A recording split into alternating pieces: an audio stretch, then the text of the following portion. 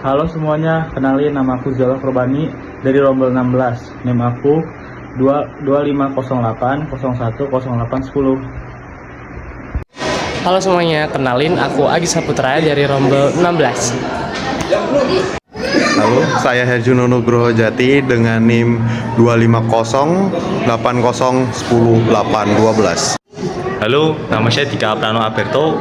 Saya di Fakultas Hukum, NIM saya 25010813. Halo teman-teman Justisia, kalian tahu nggak sih apa yang dimaksud dengan hukum agraria? Nah, jadi hukum agraria adalah hukum yang mengatur tentang tanah dan juga cara penggunaannya. Dan di Indonesia, hukum agraria diatur dalam Hukum Nomor 5 tahun 1960. Nah, tim kami dari kelompok 8 akan memberikan sebuah drama yang berkaitan dengan hukum agraria. Pak Roni, saya baru dengar dari tetangga, katanya tanah yang saya garap sudah bersertifikat atas nama orang lain. Kamu harus sabar, Abdi. Jadi, kamu jangan langsung menyalahkan. Bisa jadi datanya atau administrasinya itu bisa salah. Nanti saya hubungi ke BPN ya untuk dilanjuti. Oke lah Pak Roni, saya cuma takut kehilangan tanah itu karena saya tinggal di sini bersama keluarga saya. Baik, saya sudah memeriksa data di kantor BPN. Berdasarkan UU-PA nomor 5 tahun 1960, semua tanah di Indonesia dikuasai oleh negara dan digunakan sebesar-besarnya untuk kemakmuran rakyat. Tapi masyarakat bisa mendapatkan hak atas tanah seperti hak milik, hak guna usaha, habis itu ada hak guna bangunan, dan yang terakhir ada hak pakai. Karena saya belum bersertifikat, gimana ya Pak? Itu masalah yang sering terjadi. Banyak tanah yang belum terdaftar secara resmi. Solusinya, Bapak bisa ikuti program pendaftaran tanah sistematis lengkap atau PTSL. Dengan program itu, Bapak bisa mendaftarkan tanah secara gratis atau bersubsidi supaya dapat sertifikat hak milik dan terlindungi secara hukum. Jadi selama belum ada sertifikat, status tanahnya belum pasti secara hukum ya Pak Dimas? Benar Pak, walaupun Bapak sudah menguasai secara fisik, tapi kalau belum tercatat di BPN, rawan terjadi klaim ganda. Baiklah, kita sudah tahu solusinya. Desa akan bantu Pak Budi mengurus surat keterangan penguasaan tanah, lalu BPN akan bantu proses pendaftaran PTSL. Betul, kami juga akan cek ulang data tanah di wilayah ini. Harapannya semua warga punya sertifikat resmi agar tidak ada lagi sengketa. Baik, terima kasih Pak Roni dan Pak Dimas telah memberitahu pentingnya hukum agraria kepada saya. Nanti saya bakal urus dokumen-dokumennya itu. Nah, teman-teman, dari kisah tadi kita semua dapat belajar bahwa hukum agraria itu bukan hanya tentang kepemilikan, akan tetapi tentang keadilan dan juga cara penggunaan tanah yang ada di Indonesia. Dan semoga dari kisah tadi teman-teman dapat belajar dan mengetahui lebih lanjut terkait hukum agraria. Terima kasih.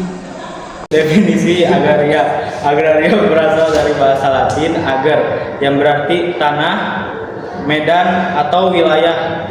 Ini merupakan cakupan yang lebih luas.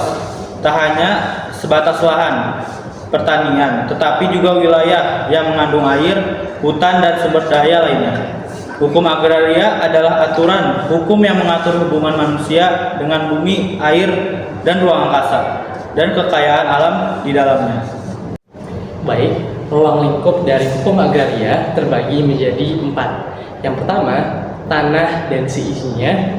Yang kedua, ada air dan penanggulangannya. Dan yang ketiga, ada kekayaan alam dalam tanah seperti tambang, emas, dan lain-lain. Dan yang terakhir adalah permasalahan administrasi.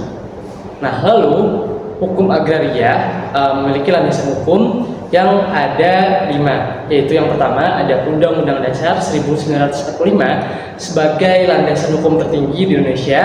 Lalu yang kedua ada Undang-Undang atau UU, dan yang ketiga ada peraturan pemerintah atau PP, dan yang keempat ada keputusan presiden atau Kepres, dan yang terakhir sebagai landasan hukum dari hukum agraria yaitu adalah peraturan daerah atau Perda. Terima kasih. Menurut para tokoh hukum agraria, Subekti dan Jitrosodojo, seluruh peraturan yang mengatur manusia dengan unsur agraria. Lalu ada Budi Harsono, sekelompok aturan yang mengelola hak atas sumber daya alam. Lalu yang ada Bahsan Mustafa, aturan tentang bagaimana pejabat mengurus urusan agraria. Lalu yang terakhir ada Fokema Andrea, peraturan terkait pertanian dan tanah sebagai sistem hukum terpadu. Lalu yang terakhir ada tujuan, yaitu yang pertama meletakkan dasar-dasar untuk memberikan kepastian hukum mengenai hak-hak atas tanah bagi rakyat seluruhnya.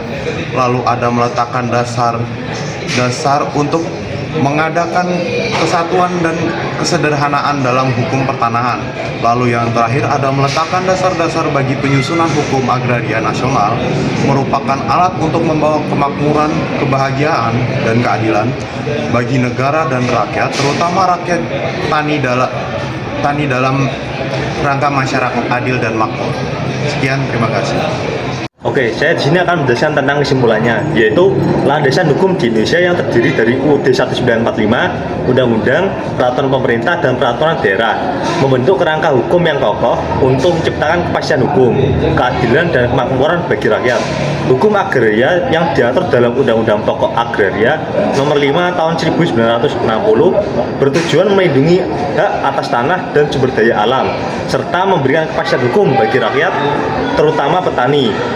Setelah masa penjajahan yang penuh kesengsaraan, dengan demikian hukum agraria nasional menjadi alat untuk mencapai kemakmuran dan keadilan bagi seluruh rakyat Indonesia. Terima kasih.